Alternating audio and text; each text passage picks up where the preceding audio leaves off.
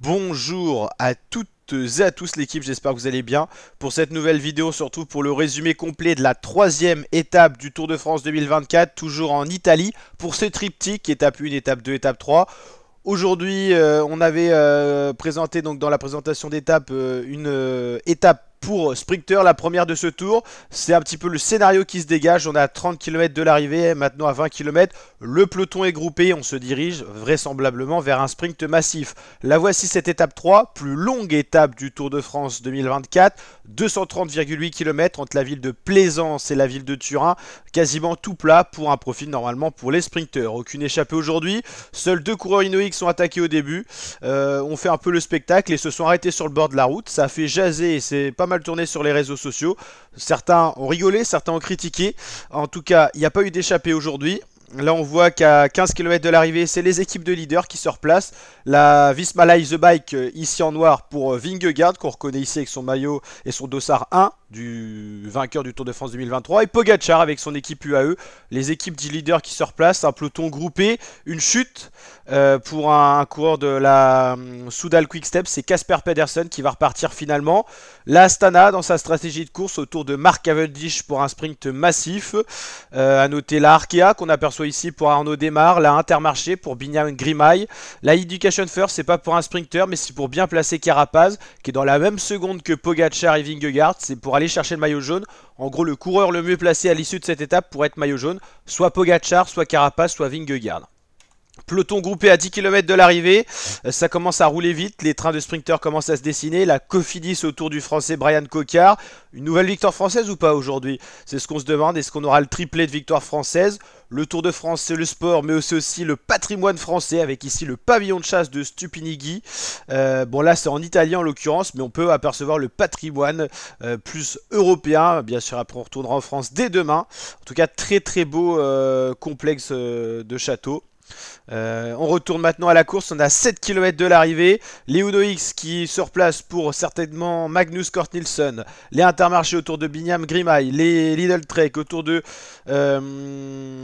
Mats Pedersen, l'ancien champion du monde, la DSM autour de Jakobsen, tout le monde est là, ça commence à être nerveux, attention aux chutes, tous les trains veulent être à l'avant, DSM à droite, Lidl Trek un peu au milieu, tout comme Intermarché, Uno-X, on voit pas mal d'équipes faire leur train, beaucoup de nervosité, ça frotte, ça se retourne, c'est propice aux chutes, pour l'instant heureusement il n'y en a pas, pas Mats Pedersen mais...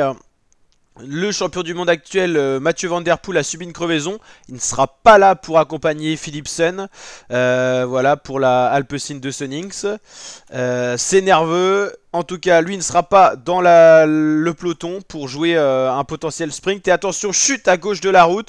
Grosse chute, due à la nervosité, on l'avait dit. Aucun temps ne sera décompté au général, vu qu'on est dans les 3 derniers kilomètres. Tous les coureurs sont pris au même temps. Mais attention aux séquelles que cette chute peut laisser. On voit ici des coureurs de la Israël, un Cofidis qui est totalement de l'autre côté de la route. Les coureurs ont l'air de se relever. On va aller prendre des informations après. La course continue, mais on n'aura pas un sprint en comité complet. On a 1,8 km de l'arrivée. On espère que ça sera la seule chute de ce final, ça fait déjà beaucoup. La DSM qui se replace à gauche de la route pour Jakobsen, mais qui n'est plus là. Il a dû être retardé ou pris dans la chute. On aperçoit le champion de Belgique ici, prêt pour le sprint. Il n'y a plus beaucoup d'organisation. En tout cas, les Intermarchés sont bien autour de Binyam Grimaille. 1 km de l'arrivée, ça se profile avec un très beau train de la Intermarché. Un beau train pour la Decathlon AG2R également. Il n'y a qu'une trentaine de coureurs pour ce sprint de finale. Les autres se sont relevés, ont été retardés par la chute ou sont tombés tout simplement. La Decathlon qui lance son sprint, c'est chaud, c'est Mats Pedersen pour la Lidl Trek qui lance le plus tôt, peut-être un peu trop tôt. Il a été lancé par ses équipiers. Binyam Grimaille à gauche de la route. Mats Pedersen ici, Fernando Gaviria, Pedersen, Grimaille. C'est Binyam Grimaille l'Érythréen qui s'impose sur cette victoire d'étape, fêtée par ses équipiers derrière. Victoire de Binyam Grimaille, félicité par Fernando Gaviria, le Colombien de la Movistar. C'est une nouvelle surprise, on voit ici Mats Pedersen qui est bien lancé. Il va lancer un peu précocement.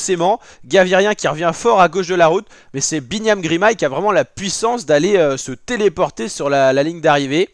Les groupes de retardés qui seront comptés au même temps, vu que tous les Tous les retardements ont eu lieu dans les 3 derniers kilomètres. Le maillot jaune aux côtés du maillot blanc. Et c'est Richard Carapace qui devrait aller chercher cette tunique jaune. Au vu que c'était le mieux classé, ils sont tous dans la même seconde avec Pogacar, Vingegaard. Le vainqueur du jour, Binyam Girmay, troisième vainqueur d'étape. Et nouveau maillot jaune, 3 étapes, 3 maillots jaunes différents. Après Romain Bardet, après Tadej Pogacar, c'est l'équatorien Richard Carapace qui arrive dans ce cercle fermé des coureurs qui auront porté une fois, au moins dans leur carrière, ce maillot jaune. On va aller voir les classements, celui de l'étape déjà. Binyam Girmay apporte une victoire à l'écurie Intermarché Wanty.